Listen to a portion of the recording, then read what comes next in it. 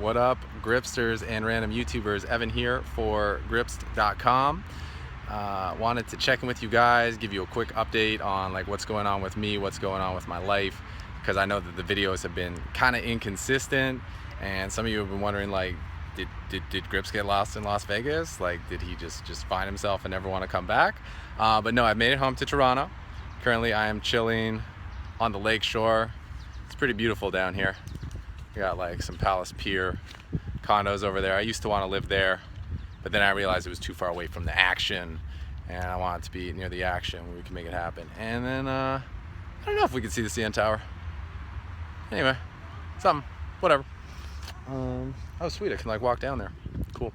But for the sake of lighting, I think we got to do it this way. So it's the Lakeshore Pass where people do their biking thing. It's where they do their running thing. It's where they do their tanning. They do their healthy thing. So I came down here because I feel like I've been spending a little bit too much time inside the house, and I needed some natural nutrition from the sunlight, from the vibes of the water, from the air, from all that good stuff. So that's what brought me down, and I was feeling so good. I'm like, yo, I got to talk to the people. I got to connect to the people and let them know what's up. So let's start. Vegas first. World Series of Poker, really successful. I believe, I'm certain. This World Series of Poker was the best World Series of Poker I've ever had, and it is one of the very few times that I actually didn't cash the main event. Crazy enough. In fact, from my own play, I was net down this trip. I put up the full 10K for the main event, did not sell any action, bricked that shit. Hit him with the donuts, busted day two. It's kind of sad. Like I just like no hands. Like I literally just withered. And for you guys who were following on Twitter, you saw the updates every break. You're like, why is this stack getting smaller? Why is this stack getting smaller? One guy's even like, dude, I don't think those crystals you got with your stack are working. And I was like, I don't know if it's the crystals, man. Anyway, Helicard dead. Day two. My bust out hand was like, it was kind of funny, right? One guy who had a lot of chips when I got moved to this new table was like, dude, like it must be tough to like grind the short stack like that. Yeah, and I'm like, actually, dude, like I'm having a great time. You know, I'm just so grateful, so thankful to be here, just feeling so fantastic that I don't mind, man. Short stack's cool as long as I'm part of the experience. I'm happy. And he's like, oh man, like I could never do that. You know, like I'm cash player, I'm deep stack player. I need chips to have fun. I'm like, dude, I got breath. I got people around me. I'm having fun. Whether I got like a million chips or like 100 chips, or it turns out if I had 0 chips, I'm still having a great time. But yeah, it was funny. On the last hand, I shoved Queen 8 suited on the button. Big blind called with Ace 10. Flop was Queen 10 6. I'm like, all right. You know, 2016's the year. Streak is happening. We're gonna do it. We're gonna run it up. And the turn was like an 8, so I had 2 pair, and I'm like, yes, we got this. And then the river was an ace, and I was like, damn, bro, what? Actually, I wasn't really. I just looked. I'm like, all right, no streak, no problem.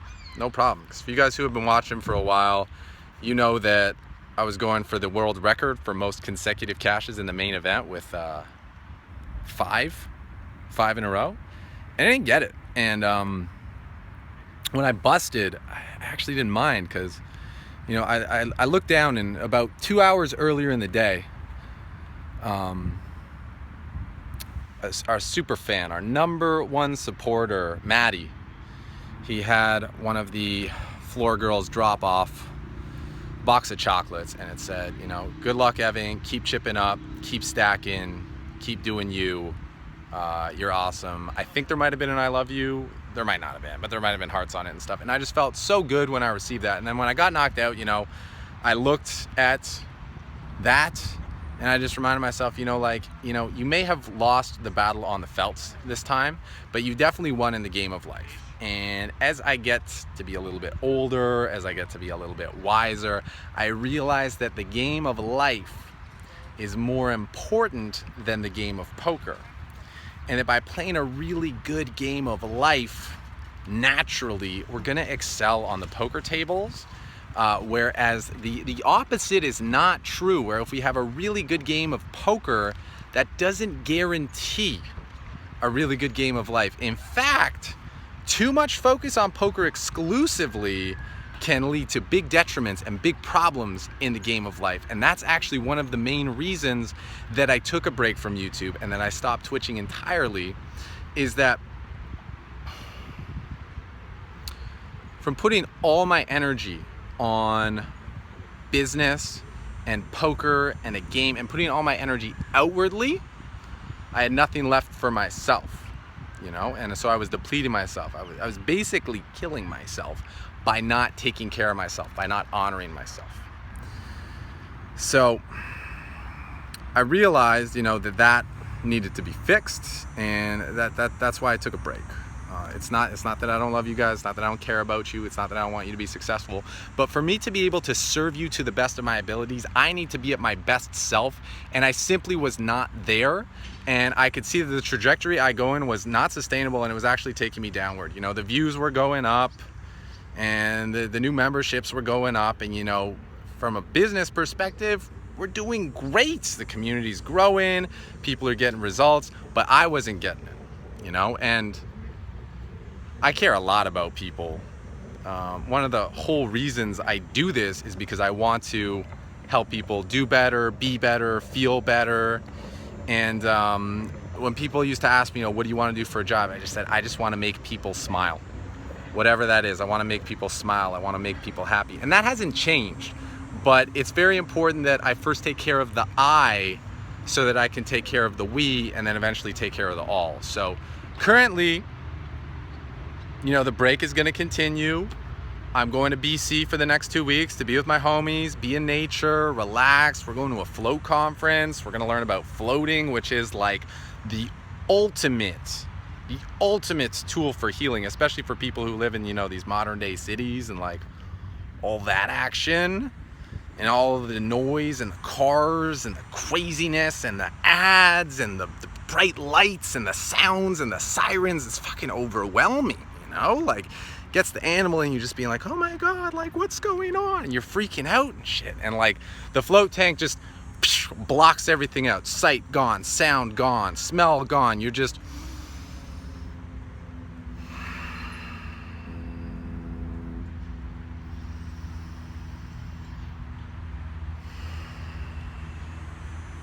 And for those of you who have taken me up on my suggestions about meditation, you know what that feeling I just had was there. And that's gonna charge me up and we're gonna get even more of that. And yeah. So one of the things that I'm doing, sorry, don't mind the shaking, it's just holding up that camera for too long, gets my arm and shoulder tense, so we gotta shake it out, man. Shake it out, release the tension, bring it back up, because my right arm is my stronger arm, and we gotta hold on to the camera. We don't want it being all like shaky and shit. I've watched some videos that are like, this shit's whack. You do not want videos like that. You just want it steady. You know, I should have a tripod, but then I can't move around. Whatever. So, okay. Yeah, World Series. I played 5 prelim events. I cashed in one of them, Monster Stack. For those of you who are following, you know, I was the chip lead like 4 hours into the tournament. WSOP was covering me, you know. Yeah, the people run out to me like, what's your chip stack, man? Like, how you doing? It felt pretty cool, you know, and I'm going on the website, it's like Evan Jarvis, like right there. I'm like, that's my name. My parents are going to be seeing that. Like, so cool, you know. 2016, living the dream, all that good stuff. I ended up getting 172nd in that tournament for like 6,500, which pretty much covered my buy-ins. I think my total buy-ins for prelim events was like 7,300 or 7,400, so I was like really like net small loser. But it was pretty cool because one of the other guys in the house, Bogvan, who's only been playing for a couple of years, we would roll into the Rio every day for that tournament, and he ended up getting 170. So it was pretty cool to, you know, bag it up twice, you know, make it day 2, make it day 3, and to get to be there for the experience of someone doing it for the first time. And that's what I really want to get into for the rest of this video, is why, you know, people are saying, you know, you didn't cash the main, you busted your streak, you lost money. How can it have been the best summer ever, right? And we talked about in the previous video, the secret ingredient was love, you know, the secret ingredient was caring. And for me, other people's results and getting to experience it with them and share it with them was more important than my personal results. Because one thing I've learned over the years is rarely does something feel as good the second time you do it, and the third time you do it, the fourth time you do it, the fifth time you do it. Obviously there are exceptions, and as you become better at things, you know, you enjoy them more. You know, put in the comments whatever you want, LOL. But when it comes to winning a poker tournament, it's not, you know, the first time is it's really special because it's, you know, it's so fresh, it's so raw, it's so amazing, it's so unbelievable. You didn't think you could pull it off, and then you did. And, you know, I had that this year. I had that in January, February, both of them. I had my scores, and I was like feeling really good. And I'm like, man, like what I want to do, since, you know, it doesn't feel quite as good the second time, it's still good, but it doesn't feel quite as good. I want to be there for people when they have that moment for the first time, and then get to experience it vicariously through them, so I can feel like that ultimate high of like, oh my God, I actually did that. I actually made it happen. All the hard work paid off. This is amazing. And there was a lot of that this year. So best one, man, it's tough. It's tough. There's so many. The biggest deal one, obviously, Griffin Benger, final table, November 9, Octo 9, whatever you want to call it. That one's crazy, man. That one's crazy, and I really think this guy's gonna win. It's now the second time in 5 years that one of my roommates, like my Toronto roommates who have lived with me for an extended period, not just my summer roommates, but my like real deal homies, has made the final table. It's really crazy. And I got my 1%, you know, I got my 1% swap in, so we covered. We're gonna be in the green, you know. Hopefully we'll pull off, you know, the 80,000. But if we don't, doesn't matter. As long as my homie has a good time and we have a great party and everyone just enjoys the experience, it's all good. But he's probably gonna win. Real talk, he's probably gonna win. Whatever the lines say, bet your money on Griffin Benger. I got 10 reasons why he's gonna win. I'll probably put up an article about it. But yeah. Other ones, and like, yeah, what I did with Griff was, it was subtle, but it made a big difference. You know, I would send him inspirational messages. I would send him texts about, you know, bringing it back to what happened in previous years. Because in 2014, when him and Simon Charette lived with me, he made a sick run. He made it to the top 100, but, you know, he kind of crumbled under the pressure a little bit when he got on the table with some superstars. Nothing against Griff, man. It happens to everybody. And I was like, this isn't gonna happen again. When he was, you know, day 5 in it, day 6 in it with the top 100, I just texted him, I'm like, dude, 2 thoughts for the day. First thought, you are one of the favorites to make this final table. It's not even close. You have everything it takes to make this final table. And 2, you don't need to do anything special to prove that to anyone. You just play your game and it will speak for itself. You know, little things like that, just planting the right ideas in someone's mind can go a long way.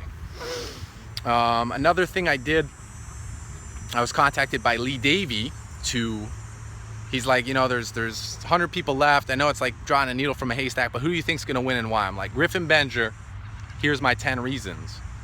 And before I went to bed that night, I sent Griffin Benger those 10 reasons so that when he woke up, he would see. And he'd just be like, yeah, I am destined to do this. I am gonna win this.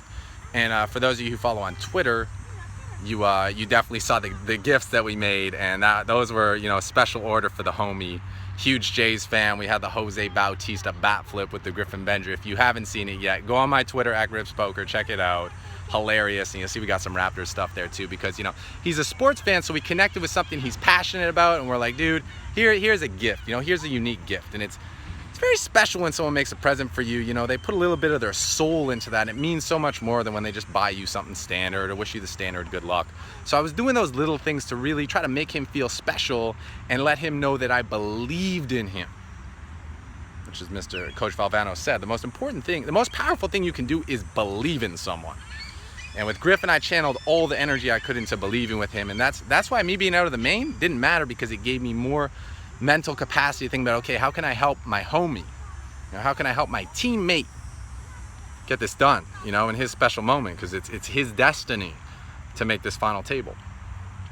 So that was really cool, and getting to be there you know, day 7, kicking it with Greg Merson and Phil Hellmuth and Ryan Reese came by, and like Cal and Cammy and Rory and all the crew, all the people from over the years showing up for that. Like it feels really special to be there in that moment to share that. Because that's what it's all about, you know. It's about the shared victory. We talk about this a lot. It's not about just winning for yourself. The best thing you can do is share your victories with other people. It makes them so much more special. Yeah, so I'm really excited to go back in October to watch that play out. Other people who I got to work with this summer, Anthony Gregg, had never cashed the main event before. Man, we had some good things going on. We drive into Rio every day together. And then every day we would meet at the Go Vegan Cafe. He said that was his motivation, just to last 6 hours every day so we could go for the Go Vegan Cafe and we'd have a good talk at dinner. And my man Tony had never cashed the main in 7 attempts, was getting pretty frustrated on day 1s and 2s and even 3s. And I'm just like, Tony, it's just a fucking poker tournament, man. You know, it's special, of course, it's the main, we want to do well in the main, but like, real talk. Doesn't matter in the grand scheme of things. What happens in this unique outcome, this unique tournament, does not matter. And this is coming from the guy who had a streak on the line. I'm like, dude, put it in perspective. It doesn't matter. You know, you've won $11 million. You're getting upset because you're running bad in one tournament, because you're making it out to be something bigger than it is. Come on, man, it's one tournament. And then something snapped, and Tony's like, okay, I got it. And then he started running good, and he started playing like the end boss that he is. And he ended up getting like 50th place for like 130K, something crazy like that. I had a 2-piece swap with him. That was pretty cool. Also, shout out to my man CJ Sand. CJ, how you doing, man? CJ won the employees event at the start of the series. Gave a huge shout out to your boy E, saying that Grips Poker taught him almost everything he knew about tournaments. That was incredible, man. Thank you so much. So much love and gratitude to you for that.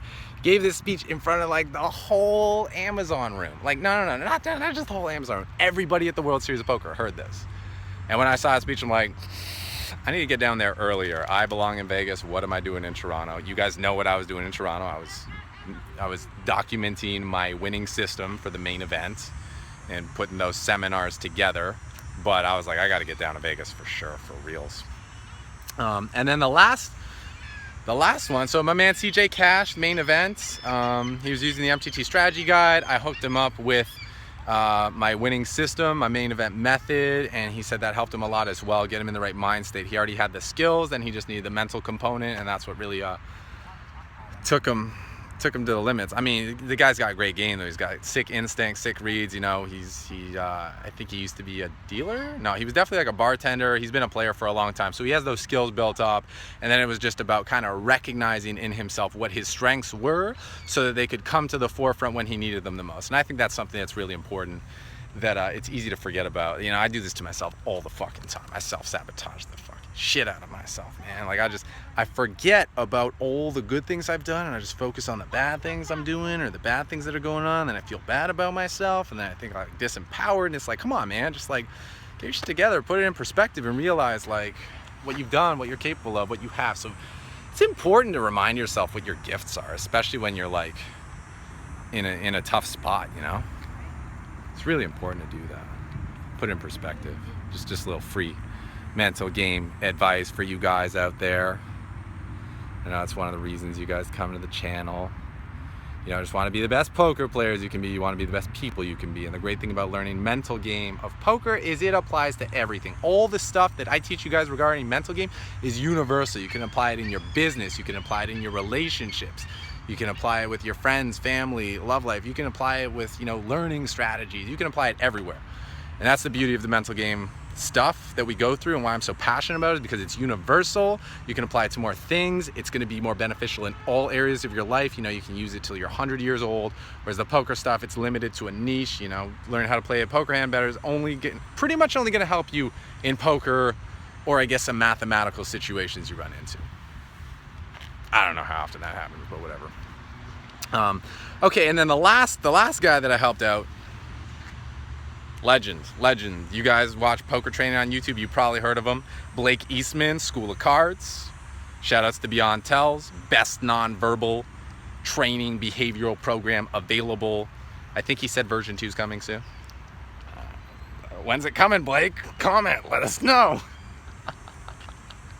Anyway, I met Blake. Blake made a video. He's like, I want to win $1 million playing tournaments in a year. And I saw that video. I'm like, shit. I remember when I wanted to win $1 million playing tournaments. I don't think my time frame was a year, but fuck it, deadlines are powerful. And I saw that video. I'm like, man, Blake, you've never played a tournament before? Let me help you out, man. Let me help you out, because I've done exactly what you want to do. You want to try to get $1 million in cashes over a year?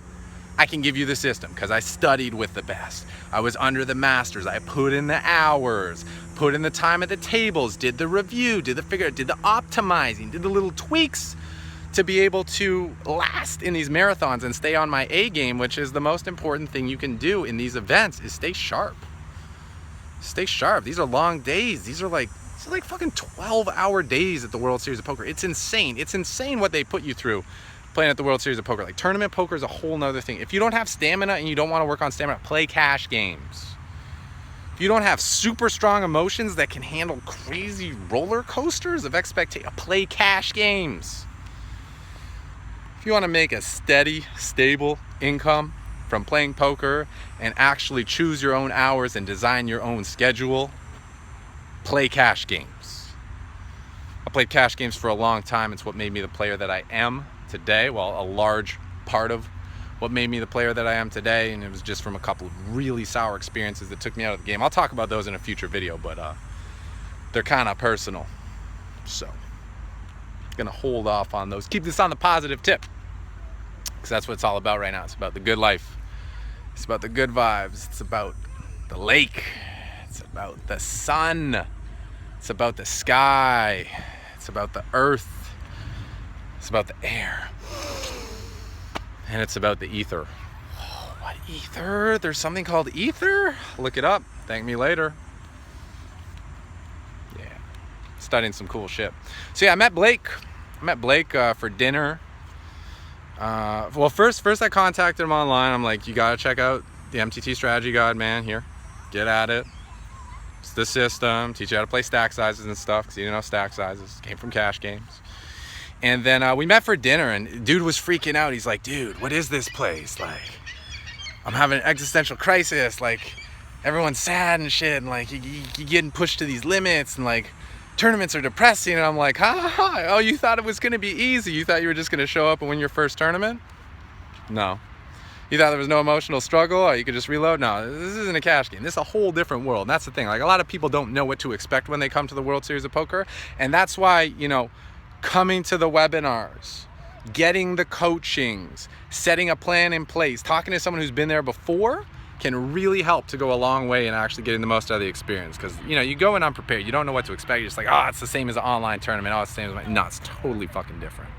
The energy at the Rio is totally different. You got to know how to navigate it. You got to know how to stay strong. Like, you know, this poker tournaments, 85% of the field loses. And the more tournaments they play, you know, that number gets larger. There's a lot of people who are down money. There's a lot of people who are sad, who are upset, who are depressed. And if you're around that, and you don't know how to like kind of put your boundaries up, you might take on that energy and you might end up sad and depressed too. So like there's glory in tournaments, there's beauty in tournaments. There's a lot of fucking pain in that world too. And I've seen it firsthand, and I've lived it firsthand. I've experienced it firsthand. I told you guys I had to stop because I was putting myself through a lot of pain, a lot of suffering. So yeah, my man Blake, you know, we talked for like 3 hours. It was incredible. I felt like I was looking at a mirror myself. All the struggles he was talking about, all the conflicting thoughts he was having. I'm like, dude, I've had the same things. Like with me, I'm like, man, I want to do so much more than teach poker.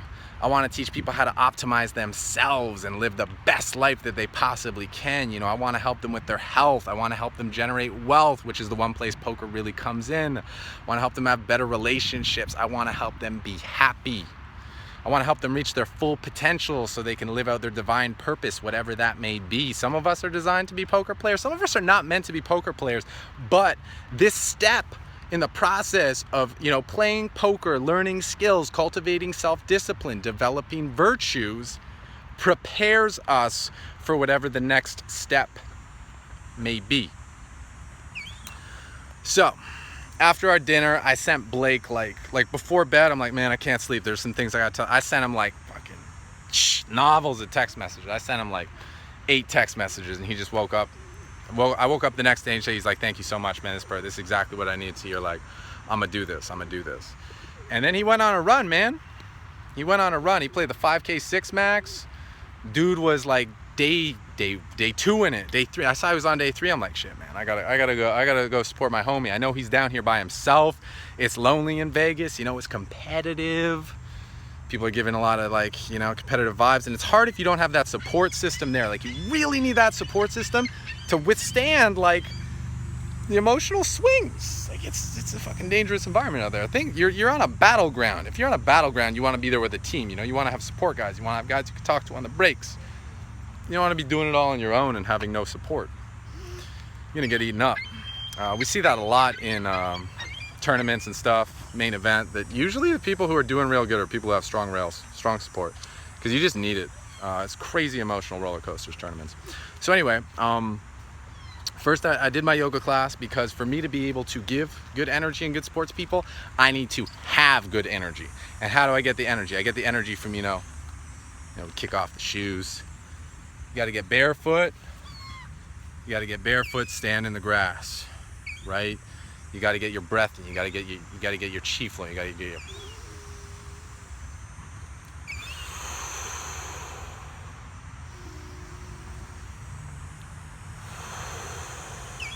you get your qigong, your tai chi, your movement practice, whatever it is. You do martial arts, you hit the gym, you do your yoga, whatever you do, as long as you do a movement practice. You know, you got to move the body, generate energy. You got to be in nature. You got to be in a safe environment, generate energy. You know, if you live in like a crazy city where it's fucking noisy and people are sick, like, that's going to affect you and you're not going to be feeling good, right? Whereas if you live somewhere that's like paradise, I don't live in paradise. I live in a nice place, but like, I don't live on the water. I live up there in the city, so I have to come down here and escape to it. If you live in paradise, you're going to be feeling good all the time. You're going to have good energy. And you get the good energy from the food, from proper breath, from proper oxygenation, proper thoughts, positive thoughts, being around good people, being around people that make you happy, being around your tribe. That's going to give you a lot of good vibes. If you're on your own, or you feel like you're living amongst a bunch of enemies, you know, if you're in an environment that you don't feel comfortable in, how are you going to be happy? How are you going to have good vibes to share with other people because you don't feel them yourself? You know, the feedback's negative. So it's these little things, they make a huge difference. You know, environment is huge, team is huge, diet's huge. Like, they're all huge. And the thing is, it's just little tweaks, great results. Little tweaks, great results. You change. What did E.T. say? Perfect the small, you blow up big. The more I live, the more I experience, the more I understand what he was talking about. So anyway, I did my yoga, and then I met up with Blake. I saw he was playing. I'm just like, hey man, how you doing? What do you need? I got everything you need. I got things that'll make you keep you going faster, stuff that'll chill you out, stuff to keep you hydrated, little reads on the table, little things like that. And he was doing well, playing good, running well. And you know, he made the final table. It was sick. He made the final table, 5K 6 max, one of the toughest tournaments. And on dinner break, I remember giving him some good advice. I'm like, dude, these tournaments, they aren't necessarily your thing, but reading people is your thing. So if you get to tell that someone's weak, just go all in, man. Just go all in. What can they do? What can someone do if they're weak, if they're bluffing and you put them all in? They have to fold. Whereas if you play small ball and you let them take flops and you let them see this and that, they might try to check raise you, they might make moves. So if you think someone's weak, just go all in. Sure, maybe it's unorthodox. Maybe you're risking a little more than you should, but whatever, do it. And I remember we got back, because, you know, there were pay jumps and stuff. I'm like, dude, just gamble, you know? Go big or go home. I remember we got back after dinner break. It was good. It was funny because Cal was like railing one of the other guys, and I'm like, oh man, I'm like battling like the Cal master. But that ended up being really good. Cal seeing that I was supporting like that, because that's my homie. I love that guy so much, and I love to be involved with what he does. What a wizard. Calvin Anderson. Man, that guy's sick. I'm getting sidetracked. So we came back from dinner, and I remember there was a spot where folded him on the button. He just open ripped like 20 bigs. Small blind folded, big blind folded.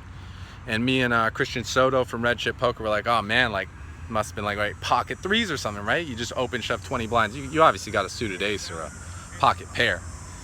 And he's like, yeah, man, it was GTO. And we're like, yeah. So what'd you have, Blake? And he's like, 8-3 offsuit. Like, what? It's like, oh, I had a folding tall in the small blind, and the big blind's been super tight. He's gonna call me like almost never. So yeah, I put it in, and that paid off huge because a couple hands later there was a 3-way all in involving him. He had jacks, someone had an ace king, and someone had an ace 9, I think, and ace king won the pot, and Blake had the other guy covered by like a big blind. So because of that, he got 4th, whereas if he hadn't shoved that hand before, he would have been shorter than the other player, and if the same hand plays out, he would have got 5th. So he ended up cash for like 150K. That was sick. And then I was like, dude, we got to swap in the main. So we swapped 1% in the main, and my man used his people reading ability, was stuffing it all over people on the flops, calling 3-bets, shoving it on them, making good reads. He ended up making day 5, finishing like about like 180th or something, his first time ever playing the main. Like super impressive, and so happy for the guy. So happy for the guy. So props to Blake Eastman. If you guys want to check him out, he makes really good YouTube videos, School of Cards. He also has a training platform called Beyond Tells. Similar stuff to what we do here at Grips with the mental game stuff, but a much heavier, like he's big on psychology major, but he's much more heavily focused on the tells stuff, whereas I'm much more focused on, you know, the energy cultivation stuff. So we actually complement each other well, but if you like my style, you'll probably like his style too. He's a little more structured, a little more formal, you know, he's New York, but he's a good dude. I really like him, and it was a pleasure to get to meet him. You know, it's something special in life when you get to meet people you've been watching for a while, and then you actually finally get to connect with them. It's just like such a cool feeling, and like, you know, the brain releases tons of dopamine because that's what happens when we see people we recognize. You know, we feel safe, like I was talking about earlier. Yeah, so that was really cool. And the main, he day 5'd it, got up to like 2 mil chips. He was crushing it. So 1% swap there. So total, I think my swaps, not including Griff, made me about 3,600, and Griff's got 10K locked up plus whatever. So that means like at worst, I pretty much like break even on the trip because I stayed an extra 2 weeks, spent a lot of money on massages and food and Aria Spa. Dude, I went to the Aria Spa like every day after the tournament was over. It was so good. Hot tub, ice bath, eucalyptus steam room, talking salt room meditation, heated stone plate beds. God, it's so good. And then there's just this view outside of just castles because it's right next to the Monte Carlo and the pool. So this is a real treat. You know, after the work was done, I'm like, all right, I'm going to enjoy myself and decompress and allow myself to just relax instead of rushing back home, instead of rushing back to Toronto and getting back in the mix, you know, working and studying and making videos and planning this. I'm like, no, I'm just gonna stay here and chill. And Cal was nice enough to invite me to stay with him, and I was just incredible, honestly. Getting to share time with that guy is just unreal. What a wizard Calvin Anderson is. Dude is a genius. He's on another level. He's on another level. And his nutrition game is on point. I thought my nutrition game was good. Shh. I got nothing on this guy. And it shows. Actually, he said that when he won his first bracelet was the year he went vegetarian, started actually paying attention to what he was eating. Boom, won a bracelet. Same goes for a lot of people, you know, they go sober, they cut out the alcohol, they cut out the weed, they start eating good, they start exercising, they start raising their energy, raising their vibration, getting to higher levels of consciousness, and then they just see more at the table, they get more, their intuition's stronger, and then they get results. And it's like, well, like, do I really want to give up that stuff? I don't know, what's more fun, like getting drunk and then like breaking off events, or like actually like living out your dream and getting the results you really want? It's up to you. I mean, some people take the former, some take the latter. The latter takes a little bit more effort, which is why a lot of people take the former, but you got to ask yourself, what do you really want and how bad do you want it? Because whatever you want, you can get it. It might take a little time, it might take a little effort, it might take a little energy, but you know, if it's been done before by someone else, it can almost certainly be done by you. And even if it hasn't been done before, I mean, we live in a time of crazy innovation and crazy ideas where, you know, everything is possible. You just innovate your way through the problem. So like whatever the fuck you want, you can have it. You just gotta know who to consult, who to learn from, what resources to work with, the steps, you know, the plans you got to make, and then the follow through. It's all about the follow through. Yeah. So, yeah, that's the main things about Vegas. Oh, also Cal, thank you so much, dude. Dude introduced me to amazing people. I was kicking it with Lucky Chewy's younger brother for a while, Steve Lichtenberg. We had some amazing chats. This man David, amazing chats. And like so many people who I'm like, okay, like these are like, you know, Gripsters. These are the people who are about the good life and not just, you know, the good game. They're not just about the good game, they're about the good life. So getting to meet a lot of like-minded individuals who are like, dude, like, I'm down with what you're saying, man. I'm down with what you're saying. That was really dope, and I learned a lot from them too. You know, they put me on to some good resources, some good things to study from, some good things to learn. So I'm really grateful for all of it. And I guess I'll share the secret ingredient that I found for the main event. This is a big game changer, and it really shows the power of thought. So I found a really dope yoga studio, Kundalini Yoga. For anyone who practices Kundalini, you know what's up. For anyone who doesn't practice Kundalini, you might want to check it out. It's a little weird, but man, you will be feeling amazing if you do that shit. And if it's too weird, it's cool. I got you. One day. Or just, you know, do whatever you're doing. It's cool. I mean, if you're watching the video this far, you're like almost 40 minutes in. You'd probably be down with Kundalini Yoga. You'd almost certainly be down with Kundalini Yoga. If you're in the Vegas area, Raise Your Kundalini is the studio. If you live anywhere else, just Google it, or, you know, hop on Yoga Glow, online yoga site. They have everything. For people like, I want to get into yoga, but I don't know like where to go. Yoga Glow, YOGAGLO.com. 18 bucks a month, infinite classes, amazing teachers. I hopped on there today because since I got home, I've been saying I'm going to do yoga every day. When I get back from this BC trip, I'm probably going to do a 30-day yoga challenge. If you'd be interested in taking that on with me, let me know in the comments, please. And maybe I can document it. If no one's interested, that's cool. I'll just do it for myself. I don't need to, you know, just reveal everything. I just want to give you guys what you want, what's going to help you improve and be better people and live a better life and be happier and make more money and have better relationships and just, you know, the good stuff. What life's really all about. So yeah, the secret ingredient at this yoga studio, they had these water bottles. It's called Aqua Mantra. Mantra is what we say, and aqua is water, obviously. So on these bottles, they had mantras written on them. The first one said, I am loved. And you guys will love it from the last video. You know, it said that every time you take a sip, you are to think this thought. And also on the side, I've always been loved. So you take the sip of water, you're like, I am loved. I've always been loved. So the whole day you're drinking water, you're just like, yeah, I'm loved, I'm loved, I'm loved. And Tony was like, dude, your bottles are cool. Can I have one of those? And I'm like, yeah, man, here. You can have the I am loved one.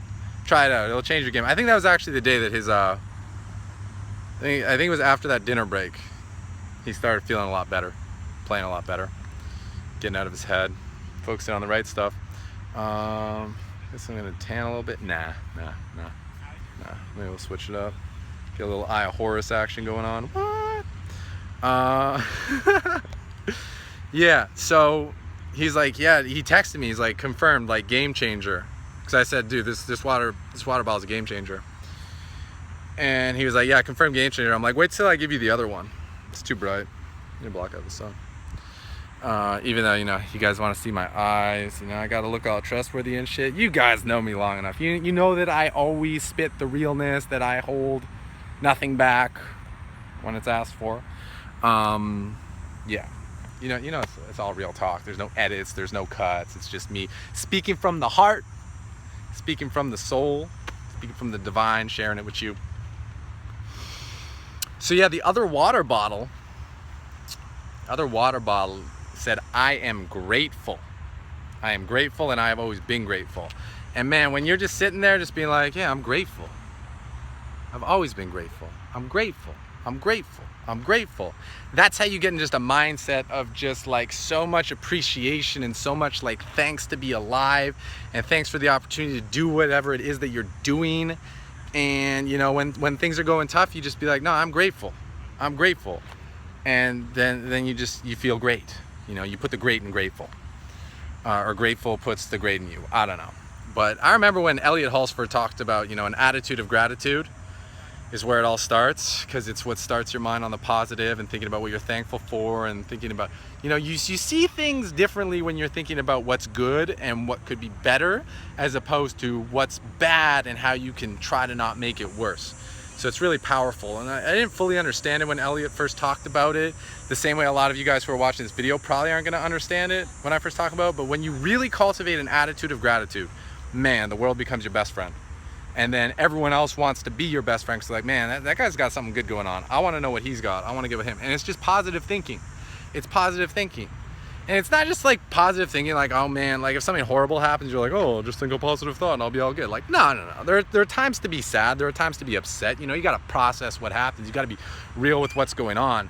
But as your baseline state, if you could choose a mindset of winning and happiness versus losing and sadness, why would you ever choose the latter? Yet like 80% of the population, maybe more, that's their default mode.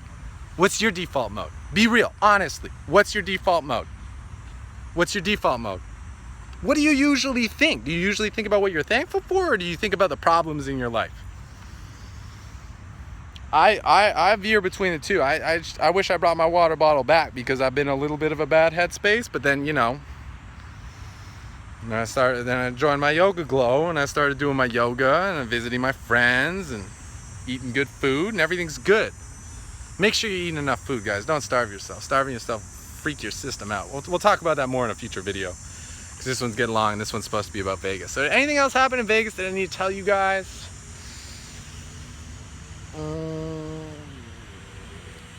I met some girls. That was pretty sweet. You know, I'm not gonna get into detail about that one. Like, please get into detail, man. We want to know. Some things we keep, you know, behind closed doors. But let me just say, it was very, very special experience. Profound experience, dude. This girl and her friend took me up to the mountains outside of Vegas. We were chilling in caves. There are caves in Vegas, legit caves. And then we like went outside and we're chilling, overlooking the Vegas Strip, overlooking the whole city, just chilling, basking in the moonlight. And these girls were just singing songs of healing for the city.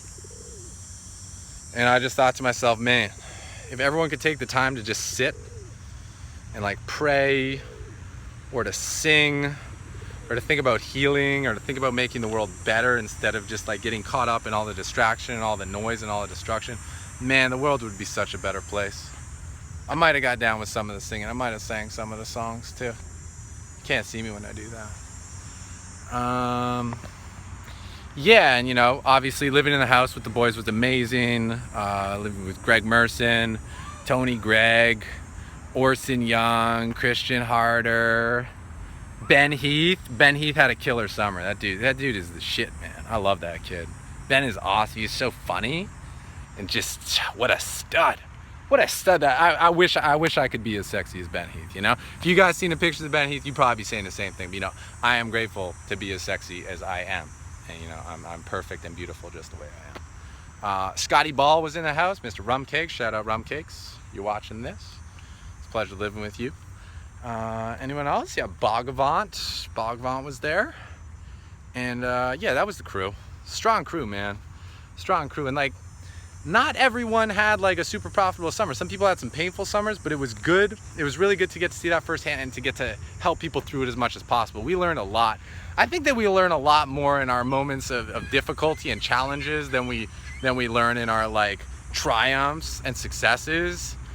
Obvious, and it's kind of like all the things that happen to us in the tough times and the bad times teach us the lessons that we use to get the breakthrough, to get the triumph. So it's not wasted, you know? When you lose, as long as you learn a lesson from it, you are setting yourself up for winning in the future.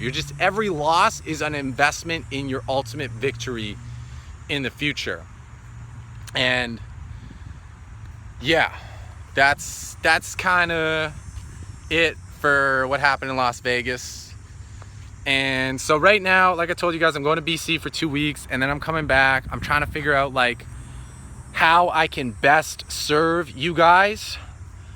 I think that like we have a lot of videos out, and I wouldn't mind doing some more Get Me Stacking, but I feel like the most useful thing, in my opinion, would be making like a course like a true cash game course, like a 5-part or a 10-part video course, maybe redoing the MTT strategy guide to make more of an MTT master class that goes more in depth on a lot of the things I've learned over the past 5 years. Because, you know, when I made that first guide, I'd only been playing poker for like 4 years. I'd read all the books, I'd watched all the videos, but I hadn't played a ton of tournaments, and I studied under a lot more masters now and played a lot more tournaments, had much bigger results. Back then my biggest score was $12,000. Now my biggest score is like $160,000.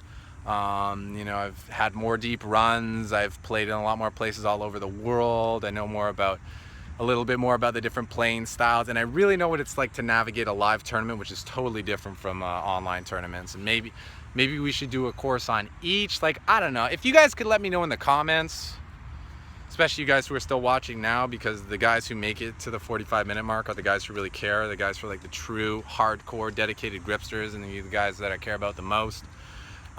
If you guys could let me know what you think would be the most helpful for you, you know, put it down. You know, what is your biggest challenge? What is your biggest frustration? What is the most major difficulty that you're having that you think is holding you back? What is the area that you just can't figure out how to break through, how to get past it? And I'll see if I can offer some advice, offer some solution. Because I've run into a lot of problems, and I had to think and learn and innovate my way out of them, and I'm more than happy to share my life experience with you guys, like in full.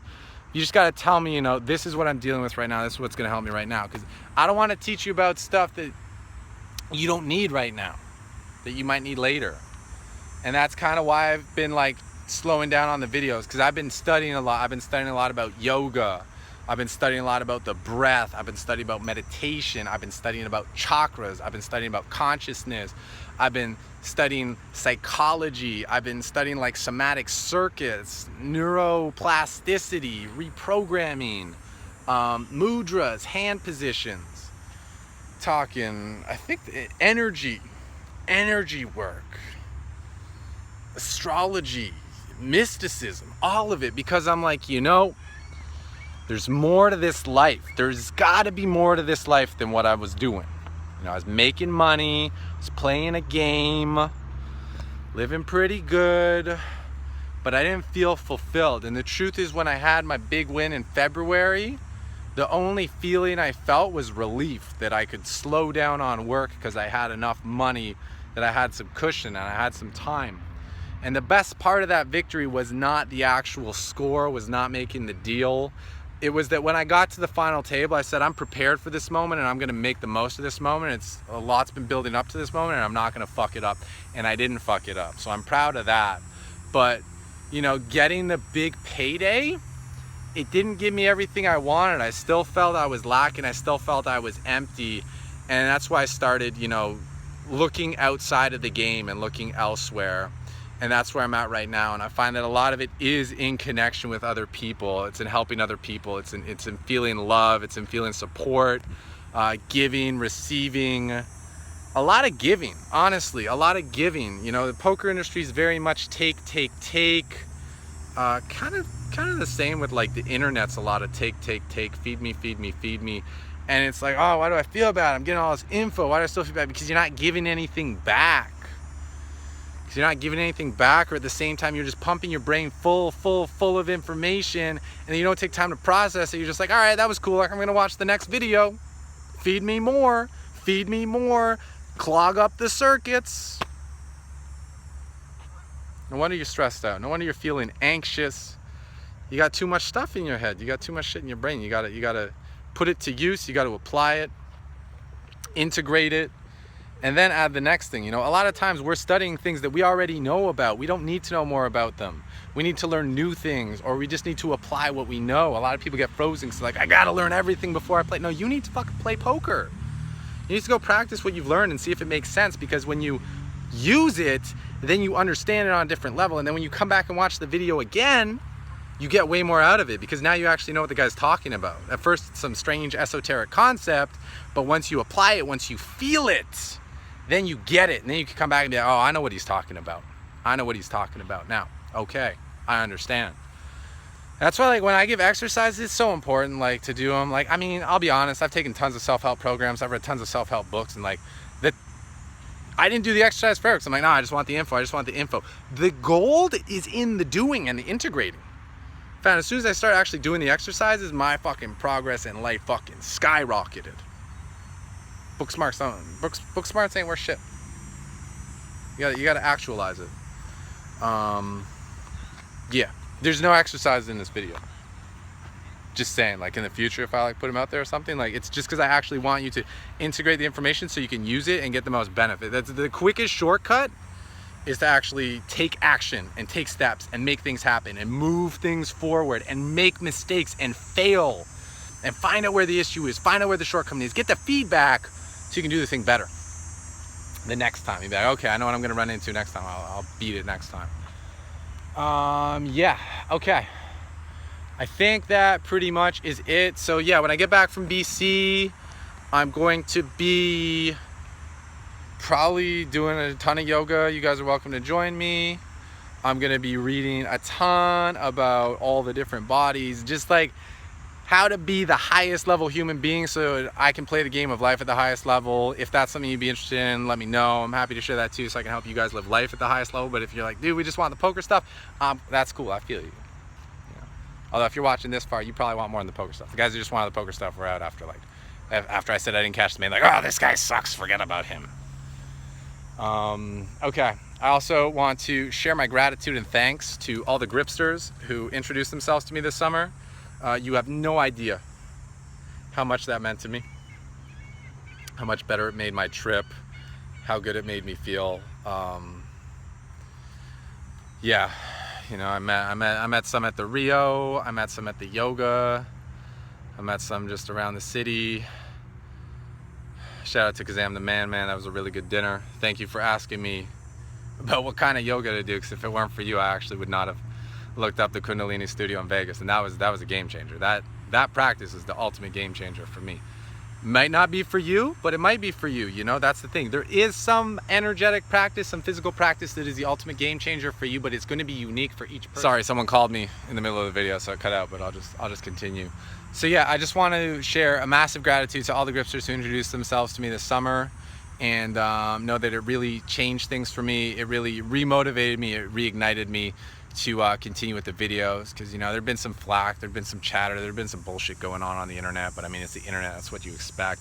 And it had me losing faith in humanity and in the poker world a little bit. But when I got to Vegas and I was with my friends and I met the Gripsters, then I saw, oh right, there are really good people, and a lot of those good people are out there living, they're out there doing things, they're not just sitting on their computer fucking commenting away 24/7, harassing or whatever. So like, thank you so much for just reminding me like what it's all about, who this material's for, that it's being applied, that it's being used, that you guys are getting benefit. Because if you guys weren't getting benefit, I would end the project. I would end Project Get Me Stacking and Grips Poker Trading, because there'd be no point. If you guys aren't getting benefit, there's no need to continue it.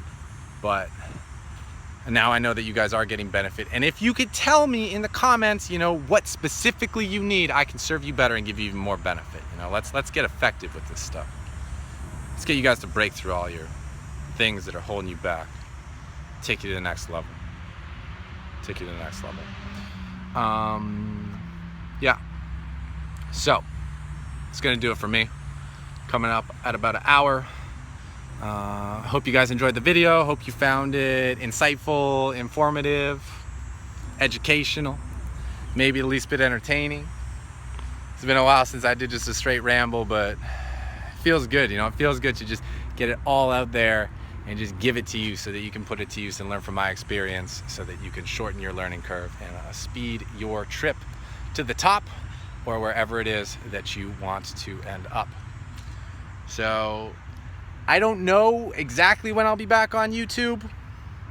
I'll be back when it feels right, but just know that the reason that I am not on is because I'm growing into my own, becoming the best version of myself that I can be, so that when I come back, it will be in a sustainable form and we can just be steady with this content, as opposed to being start, stop, start, stop, start, stop. Because I know you guys want someone who's dependable, someone who you can count on. So I'm gonna do what I have to do to transform myself into that person 100%, and then bring it back.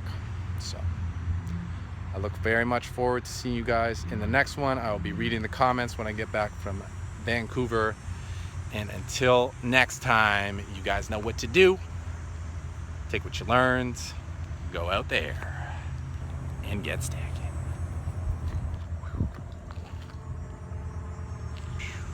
Peace, y'all.